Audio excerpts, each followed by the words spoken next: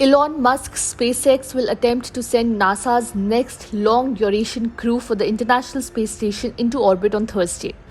A previous attempt was postponed due to a clogged filter in the launch system. The issue has now been fixed by replacing the filter and purging the system. Two NASA astronauts will be joined by a Russian cosmonaut and an astronaut from the United Arab Emirates for a 6-month science mission made of experiments ranging from human cell growth in space to controlling combustible materials in microgravity. The SpaceX launch vehicle, consisting of a Falcon 9 rocket topped with an autonomously operated Crew Dragon capsule called Endeavour, was set for liftoff at 12:34 a.m. EST from NASA's Kennedy Space Center in Cape Canaveral, Florida. The 4-man crew is expected to reach the International Space Station, orbiting some 250 miles above Earth, about 25 hours after launch early on Friday morning. NASA said on Wednesday that there was a 95% chance of favorable weather.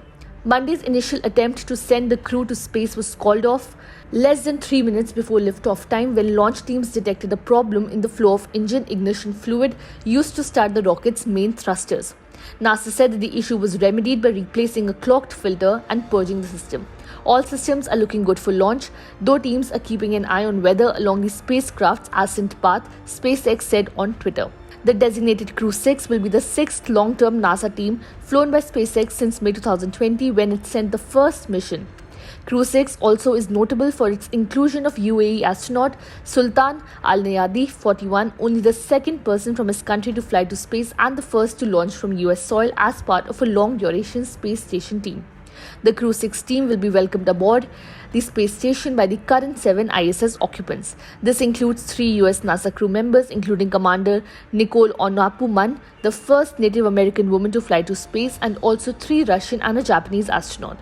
The ISS, about the length of a football field and the largest human-made object in space, has been continuously operated for more than 2 decades by a US-Russian-led consortium that includes Canada, Japan, and 11 European countries. The outpost was conceived in part as a venture to improve relations between Washington and Moscow following the Soviet Union's collapse and the end of Cold War rivalries that gave rise to the original US-Soviet space race in the 1950s and 1960s.